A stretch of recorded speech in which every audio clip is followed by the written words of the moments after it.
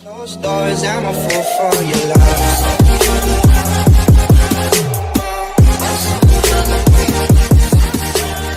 Hey everybody, it's Zach, aka Zach's Reviews. We're back here with another video, and guys, today was Loki Day, episode 1. Sadly enough, we didn't get 2 episodes, as I thought. A lot of people were saying that we were going to get 2 episodes today, especially a lot of people that, were watching, that got to watch the 2 episodes earlier, said that we were going to get 2 episodes today, but we only got 1. So, that was a bummer. But other than that, it was a great first episode. I'm just happy to be back in the Disney Plus Marvel shows again. We've all had a blast with, with WandaVision, Falcon and the Winter Soldier, and now this show. I can already tell this is probably going to be, my new favorite show on Disney Plus of all the Marvel things. Then again, it's hard to compare which one's better because they're all in their own element. They all follow their own stories, and it's kind of hard to, put something over one of them over one. It's hard to put one of them over the other. It's, really hard because they're all great shows. But I can already tell I'm, really going to enjoy this series. It's a 6-part series. And, it sucks because, it does, I don't know, you feel immersed in it, and it's almost like you, think it's going to keep going on longer, but then it ends, and that's kind of, a bummer, because I wish they were kind of longer, but it is what it is. But guys, in the beginning of this episode, we get, Loki, back at the Battle of New York in 2012, and it was really cool to see the moments play out that we saw in Endgame from, the perspective of, how the Avengers were doing the time heist while they were trying to get the Tesseract and everything, but not get seen by their counterparts. And I just love the moment where we see Loki in the elevator and he's doing this to Hulk. We didn't see that, if I'm correct, in, when they did the whole Endgame thing with, they're doing the Battle of New York again, and when, you see Tony in the penthouse sneaking and what's going on, trying to get the Tesseract. We didn't see that moment where, he's doing this. So I feel like that was a total reshoot specifically for this show, just to feel more of his opening of okay, this is where we saw him, where it left off, but we're really going to be in his shoes on how he's seeing everything play out, of how he notices the Avengers are coming back from the future, trying to stop him from becoming king. At least that's what he thinks. And I love how he could spot that it was happening also, because he knew that there was 2 Tony Starks just by the scent of his cologne, the strong scent of cologne. That was just funny to me that he knew that was just another day in the life of they're going into they're from the future coming to the past to stop me. That's just so Loki, and I just love how Tom Hiddleston just jumps back into the role of playing Loki. He just does a phenomenal job. I just love how he plays Loki, and I just love how he's, back, and, I was really sad when that character ended, and I'm just so happy that there wasn't a way to bring him back. I'm just happy they left the door open, and they're executing that door, and we're getting this awesome show, and I just love that. I'm just waiting for for there to be, a show where Captain America or Steve Rogers is returning, the Infinity Stones. I want to see that show, because that would be cool to see Chris Evans come back for one more time, just to see him return all the stones. I think that would be cool. Because they left this very open ended to get into this world of things, and they kind of left it. We could do a show, Steve returning the stones. I kind of hope they do that at some point. But other than that, we see him, in the TVA, and he pretty much thinks it's all bullshit. He thinks that this is just an illusion. None of this is actually happening. I set my own path. You guys don't say anything. You guys think you guys are the big, the higher ups up here controlling everything, but that's not how it is. It's all an illusion. I'm a god. You should be bowing to me. This, and that. And he's just acting like Loki. And it's the funniest thing, because when he's going through the procedures of everything, of how they run things at the TVA, where they're lasering off his outfit, and then they're putting him in a room where he drops down in a different room, in a trapdoor into a room, and the guy's asking, verify this is everything you've ever said. And he's like, he said, what? And then it faxes what on there, and he has to sign that too. And he just does it. He's like, okay, and he slams it on the thing. And then, he gets dropped again, and then he gets sent into a room where it's just, he has to take a ticket like a deli number and go and follow in the lines, like if it was at like a theme park. And I love that. And then he has, and then you just see all the surroundings of the dude, one guy or one person being like, yo, like, I don't have my ticket, you didn't give me a ticket, and just disintegrates the person. And Loki's just, like, rushing around to be like, okay, where's my ticket? I'm not trying to get disintegrated. I just love those funny elements he's bringing, like, oh my god, like, I'm the god of mischief, and I'm, like, I'm a god, but yet here, I'm, like, people clearly aren't afraid of me. People clearly are, like, in a way, the higher ups, so I'm having trouble here, along with the whole thing around his neck, him not being able to use his powers at one point when he's in the court of, deciding what they're going to do with him, and he's supposed to just get erased and things are supposed to get reset. But, of course, we see Agent Morbius, the main agent of the show, and he pretty much is the one that saves Loki and like says to the person, yo, okay, like, I want to do something with him. He can give us answers because we're hunting down, I guess, a different version of Loki, I guess, of a different timeline or something. So we see, that's who they're dealing with, and they need somebody that thinks like Loki, which is himself. So they need another Loki to pretty much figure out and stop the Loki that's causing all this mayhem across different, I guess, timelines. Essentially, that's what Agent Morbius is trying to figure out and starting to stop, is a different Loki, but he needs a Loki to stop that Loki, to a Loki that can think like the Loki that they're trying to hunt down. So I love it. It's kind of like a buddy cop situation, trying to get a different version of himself. So he's trying to use that as using Loki as like a helper, and like, how would you think this way? Because that's probably how that person would think this way. And I'm interested to see how that's all going to play out and going forward in the series. Along with, I love how he comes across Infinity Stones when Loki finally gets, the thing off his neck that I guess that, like, it reverses time, this reverse time necklace almost, or like this, like, brace around his neck. And, like, they can control it and make him, like, go back to the time he was at. But I guess objects don't get affected. It's just the person that's wearing the collar around their neck. And I love how he gets it, like, before he gets it on the other girl that put it on him, that one of the agents that they have there, or I guess like one of the security that they have there. There's a moment where Agent Mobius is taking Loki into a room, showing him, like, asking him, why do you like to cause mayhem? Do you like to cause, like, harm?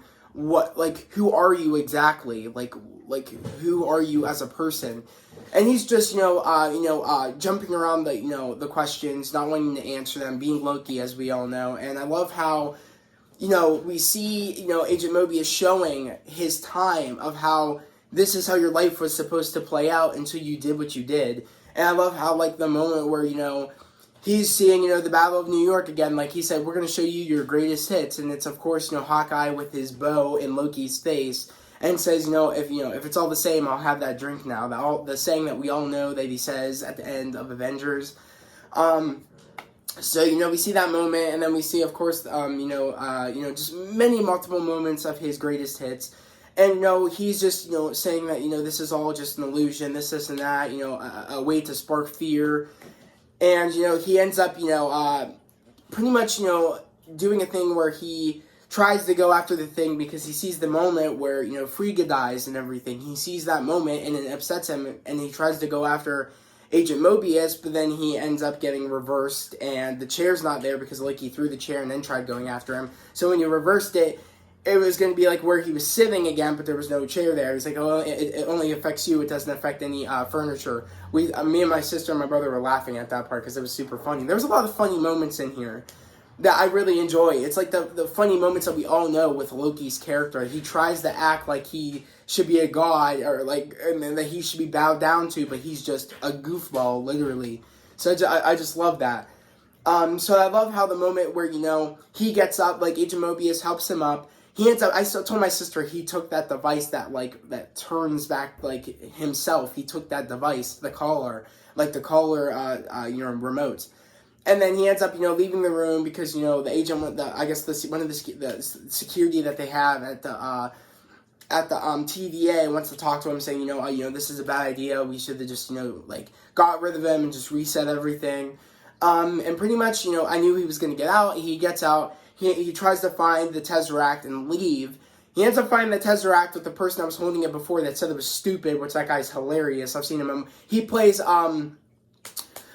he's in a Good Place, and he plays, I forget the dude's name, Jason's best friend, so I thought that was funny. That's how I recognize him. So I really love how he's back, and he's like, this is stupid, and he doesn't know what gut a fish means when Loki's threatening him, saying, where is the Tesseract, or I'm going to gut you like a fish. And he's like, what's a fish? He's like, how do you not know what a fish is? He's like, I've been behind the desk my entire life. And he's like, can you just, he's like, at least explain to me what it is, so I at least have a reason to be terrified. And he's like, I'll gut you like a fish, meaning I'm gonna literally cause harmful pain on you. And he's like, okay. And he gives him the Tesseract, and when he opens the file drawer, there's just a ton of Infinity Stones in there. Because you just see a moment where he's looking, like, holy crap, what did I just find? And then and then you just look, and he says, he's like, how do you have this? He's like, we use them as paperweights around the office. And me and my sister and brother were like, holy shit. These Infinity Stones literally don't mean shit here. Literally. And that kind of really grounded Loki in a sense, been like, holy crap, everything I knew. Me thinking I had control of everything. Me thinking that the Infinity Stones were the most powerful thing in the universe. I was wrong about everything. Like, this is the greater power, the TVA, and he kind of realizes that, because if the Infinity Stones are just table weights around the office, that says something, that those are peanuts compared to the bigger picture of the timeline and them protecting the timeline and everything. So that was just a great way for Marvel to be like, okay, you guys thought the Infinity Stones were big? This is bigger. This was the start of everything, to put everything in those places where everything seems like the big deal on an art, when we're not seeing the TVA and everything. They were made to pretty much be what they are in our way, but behind the scenes they're just table weights and shit. So that was just crazy to see that and to hear that. I'm just, because when I saw that I was like, oh my god. That really, this opens the world to bigger things, the behind the scenes, the puppet masters, everything. Because we're getting the Eternal soon, and the start of everything, and seeing how our world, or our universe was created. And they're really opening that world for the multiverse, for, the behind the scenes of the greater power.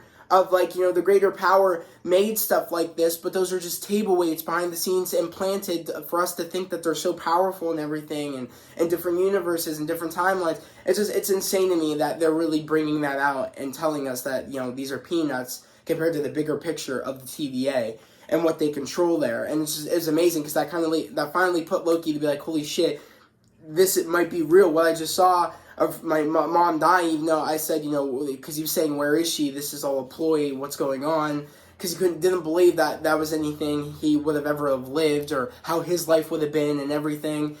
And, he goes back, he ends up going back to the room, and pretty much ends up, of course, before he ends up running into the girl again, he ends up looking more into his future, and ends up seeing, his dad dying. Well, he sees, Frigga dying again, and he starts to cry, and then he sees his dad dying, and then he sees him and Thor getting that relationship that he's always wanted with his brother, and that bonding that he's always been wanting.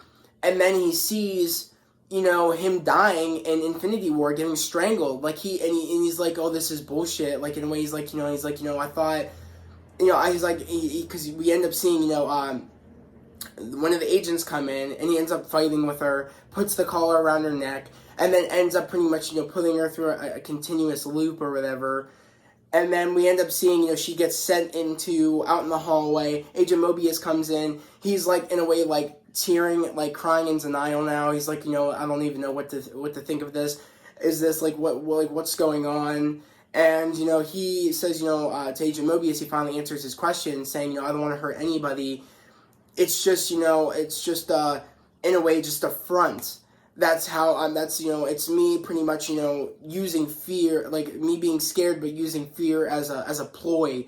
Just to think I'm strong, think I'm a villain. It's just a thing I do, even though I'm scared and everything. And that was just, cool to see that side of Loki that we ended up seeing throughout, at the course of, Ragnarok and, Infinity War, like that him leading up to that, actually, through Dark World, then Ragnarok, and then, Infinity War, him growing as a character, and the character that we end up knowing, he's slowly becoming that character that we know, that we do end up falling in love with. Really we end up cheering for that character. When we see him grow as a person, and that was really nice to see him finally admit to himself and to Agent Morbius that he doesn't want to be that person. And that's when we end up finding out that he's like, I need your help tracking down this other Loki.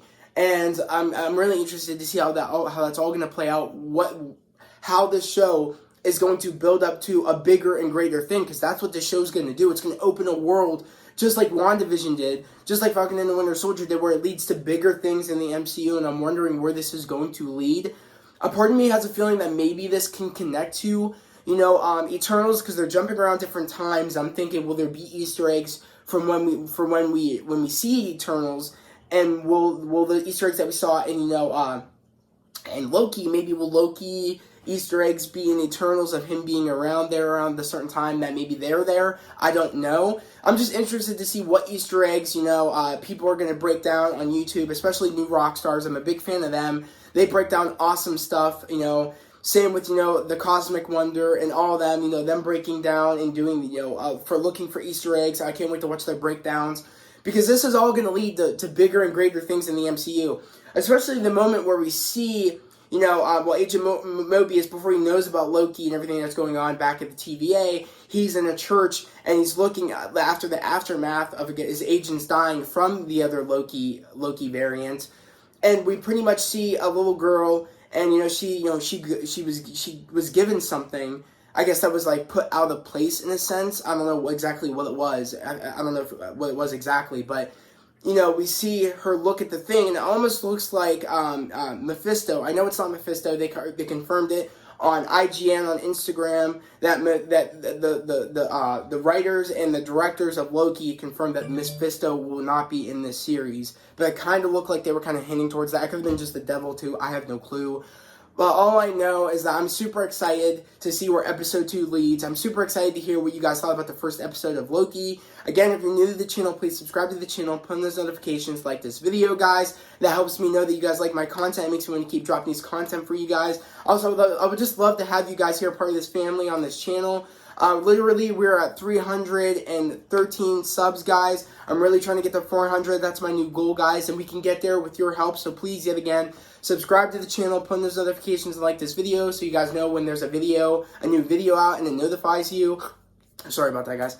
So, and it notifies you. So, guys, I'm going to end this video here. I hope everybody has a great day, a safe day. I'll see you guys next time. But before I see you guys next time, I want to talk to you guys real quick about my big cardboard cutout of Loki, and I have, Hulk, and I have Hawkeye and Hulk on the front of it. I actually got this big cardboard cutout, at Avengers 1, at my theater. They had these all around the hallways. I don't know if, people had this at, when they saw Avengers 1, if they had cardboard cutouts like this at AMC's, but I remember getting, they were going to throw them away at the ends of when the movie was leaving the theater. And I got this one, and I got the big Iron Man one with Nick Fury on the back. So that one's upstairs, but I just thought this would be a cool background because, Loki. But without further ado, I'm going to end this video here. Again, I would love it if you guys join the family. But without further ado, I'm going to end this video here. I hope everybody has a great day, a safe day. I'll see you guys on episode 2 on Wednesday. Peace.